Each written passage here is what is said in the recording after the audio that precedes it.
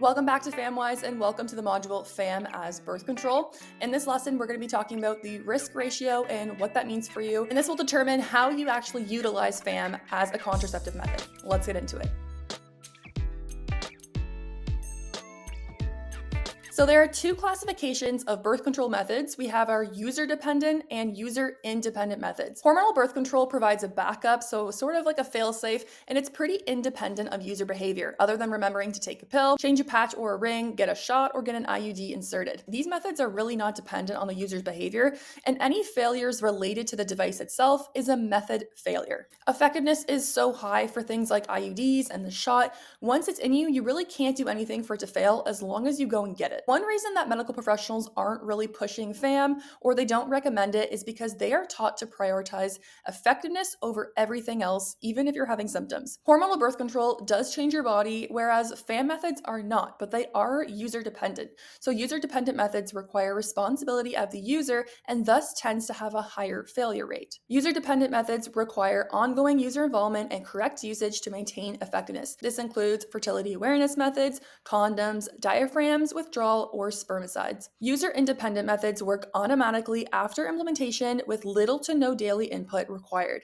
These include IUDs, implants, shots, sterilization, or birth control pills. So method failure is beyond the user's control and is typically rare. This includes IUD expulsion, where the IUD moves or falls out, reducing its effectiveness. You would have an implant defect involving a manufacturing defect for the birth control implant. And condom breakage also falls into this category despite proper use if the condom tears or breaks. A user failure is the result of an incorrect or inconsistent use, which is often preventable with proper education and application. Think like the missed birth control pills, forgetting to take the pill on time, or skipping days, improper condom use, like not using condoms throughout intercourse or not putting them on correctly, or fertility awareness method errors, which are failing to track fertile signs daily or misinterpreting the signs of being in your fertile window. Medical professionals often don't recommend fertility awareness for contraceptive purposes because they are entirely user dependent, meaning success relies on the person's ability to track their cycles accurately.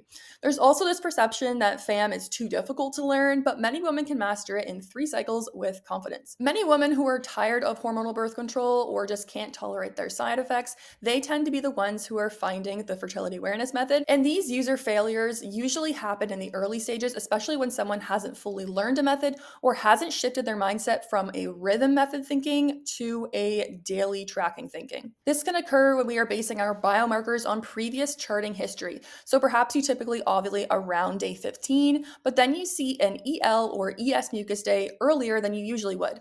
It's easy to disregard this thinking it's not fertile, but this is where you can run into trouble because remember, cycles can change, and even if you are having healthy, regular cycles, most women have at least one odd cycle during the year. And I've personally seen some of my cycles do this as low as 23 days, which can occur due to stressful periods or if you have an illness. They also might not be charting key signs daily or may start taking more risky behavior. There is a phenomenon where women are using this method correctly and it is working, but our brains and our human nature, we start to think perhaps we can't get pregnant. So we start having intercourse during our fertile days to prove to ourselves that we actually can end up getting pregnant.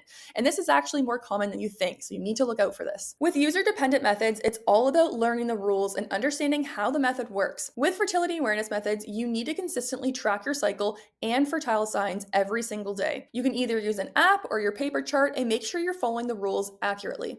If you miss an observation or are unsure about something, it's important to know what steps to take in order to keep the method working in your favor. When used perfectly, the symptothermal method can be up to 99.6% effective with perfect use. And this effectiveness is based on your personal risk ratio, consistent and correct use. So here are some common reasons why the fertility awareness method might fail for certain individuals. If you are having intercourse in the pre-ovulatory phase before 3 cycles are charted and you understand the method fully and are feeling confident, if you have not shifted your thinking from the rhythm method thinking, so again, that is like basing your fertility off of previous cycle history, remember that we are using our daily biomarkers to determine if we are fertile or not for any given day. If you are not checking and charting daily, if you have not learned a specific method or you're trying to teach yourself, thinking there are more or less fertile days because you are either fertile or you are not fertile. Not determining your risk ratio and then also doubting your fertility can lead to this as well. So let's set you up for success in using the fertility awareness method as a means of contraceptive.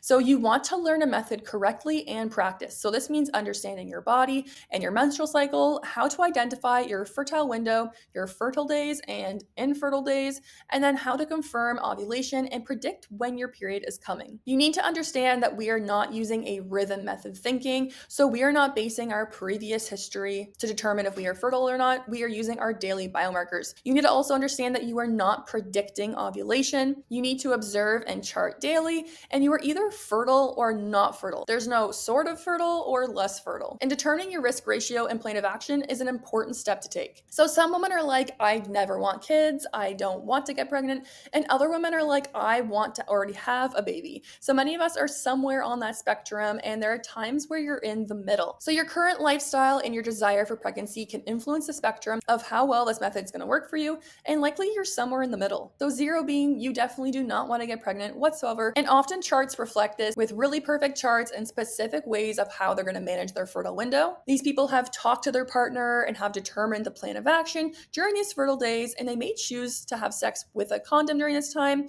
or abstain completely. So I want you to figure out where you are on that spectrum and create a plan and talk to your partner. Many of us are not actively trying, but if we did get pregnant, we would have a baby. So talk to yourself, talk to your partner, talk to your friends, and figure out where you are on that spectrum. This can influence how you chart your cycles and influence your behavior. So you want to have a plan in place. What would you do if you were in your fertile window and the condom broke, or your partner didn't withdraw, or pregnancy did occur? Would you take an emergency contraceptive pill as backup? Would you terminate? Would you follow through with the pregnancy? These are some things to think about just so you have a plan in place. Ultimately, many women choose to avoid synthetic hormones, suppressing their natural cycle, and want deeper understanding of their bodies. They love the idea that there is a small window of fertility, and by learning to manage it, you can avoid synthetic hormones or devices, allowing you to enjoy your body and your natural libido and hormones. So perhaps you're on the spectrum somewhere in the middle, a bit more to like the baby side. You can still manage your fertile window and avoid having intercourse on those days, but the days that you do deem yourself fertile, maybe you guys are just using withdrawal. So it really depends on your risk ratio. So once you figure out your risk ratio, you need to determine how you will manage your fertile days. And you can manage this through abstinence, so avoiding all genital contact.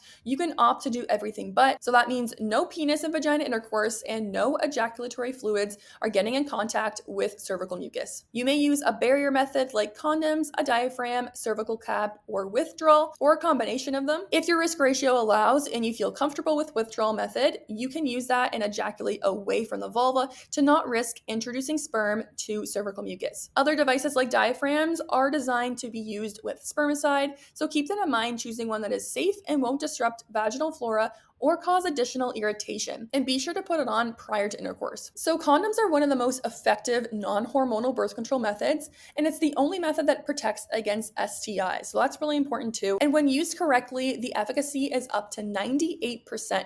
So a study of 800 couples over 6 months, the pregnancy rate was only 1% with consistent use and then 7% for typical use. So they're actually more effective than people really realize, and this typical use may be them not putting it on properly or they're not using it every single time, where the consistent use is them using it every single time and it fits properly. Because the rate of condom breakage or slippage is actually only 0.03% and 0.05% respectively. Keep in mind that when you're choosing condoms, some people can have irritation, so this can lead to more risk of like infections, bacterial vaginosis, and certain spermicides like nonoxynol 9 can make this worse because it can interrupt the vaginal microbiome and put you more at risk for different infections. Thankfully now there are cleaner brands of condoms on the market. So when choosing and using condoms, you need to choose the correct side to avoid unnecessary slippage or discomfort. You must always check the expiration date, open carefully, and ensure you're holding it the right way. So you're gonna pinch the top of the condom to allow space for the ejaculatory fluid, and then roll it all the way down the shaft. Put on before any sexual activity and keep it on until ejaculation. If the condom does break or it slips off, put on a new condom right away. If you have sex a second time, have your partner wash their hands, penis, and use a new condom. And never use oil-based lubricants of any kind because that will break the condom. Remember to use only condom-friendly water or silicone-based lube. So the withdrawal method or the pull-out method involves your partner withdrawing their penis from your vagina before ejaculation. Effectiveness depends on how well your partner can actually perform this. The typical use is 78 to 98%, and perfect use is 96%. Keep in mind that this method is only effective if there are no sperm in your partner's pre-ejaculatory fluid. This pre-ejaculatory fluid is released prior to ejaculation and is produced by the Cowper's gland, which theoretically doesn't contain any sperm, and numerous studies have been unable to detect sperm in the pre-ejaculatory fluid. However, one study found that out of 27 men, 11 produced pre-ejaculatory samples that contained sperm, where the other 16 samples contained no sperm. So this suggests that you either have sperm or you don't, and suggests that perhaps some men leak sperm into their pre-ejaculatory fluid. But really, a sample size of 27 is small, so we can't draw any conclusions about this. Some people use withdrawal long-term and they have no issues, and other people do end up getting pregnant, but perhaps they're not withdrawing properly or there's other things going on, so it's really hard to tell. So to use withdrawal effectively, your partner must urinate before any sexual activity to clear the urethra of possible sperm.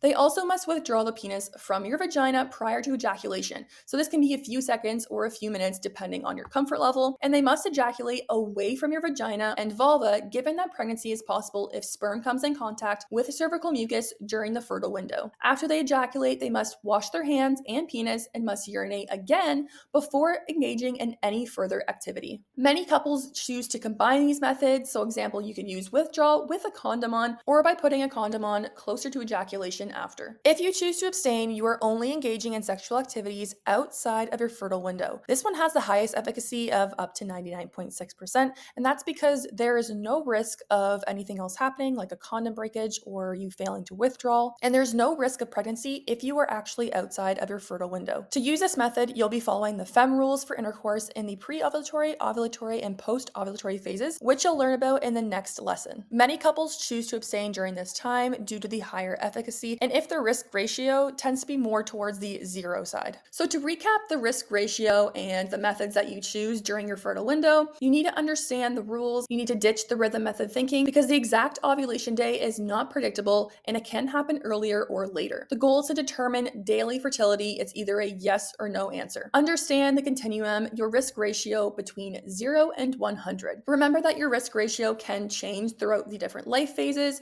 and this can determine the behavior of your charting. And when you are determining your fertile and infertile days, you need to figure out how you're going to manage your fertile window. You also need to decide what you and your partner are comfortable with and use your chosen method correctly every single time. So that is it for this lesson. I hope that gave you some different things to think about. Your homework today is to figure out what your exact risk ratio is. Are you 0 on the spectrum? Are you 100 on the spectrum and you're ready to get pregnant? And then you need to figure out how you're actually going to manage those fertile days. Are you going to use a condom? Are you going to use withdrawal? Are you just going to abstain completely? It's totally your call, and that can change over time. You don't need to decide right this second, so take some time and think about it. And I will catch you guys in the next lesson all about preventing pregnancy.